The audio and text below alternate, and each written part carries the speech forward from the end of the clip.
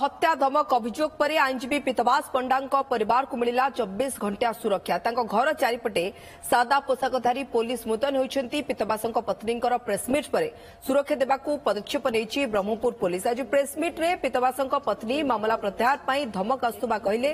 पुओ पाखक अजणा नंबर 2 थर धमकपूर्ण कल आसी मामला प्रत्याहार न कले जीवन रु मारिदेवाई धमक देउछंती दुर्बृत्त विक्रम पंडा ना नहीं अश्लील भाषा गाड़ीगुल सहित हत्या धमक देउछंती धमकपूर्ण फोन कॉल को नहीं भयभीत अच्छु जीवन प्रति विपद रही सुरक्षा दि जाओ बोली हाथ जोड़ी निवेदन कले पीतवास पत्नी मुख्यमंत्री को अनुरोध कर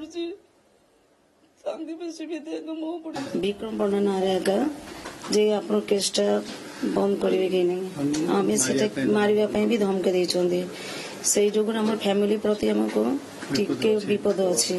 से पुलिस प्रशासन को मुख्यमंत्री माननीय मुख्यमंत्री को अनुरोध जिते पर्यंत आम केसटा ये न हो से पर्यंत बेल रे न छाड़ू आमको न्याय दिंतु जिते पर्यंत मोर स्वामी को जो हत्या कर जीवित न्याय दिंतु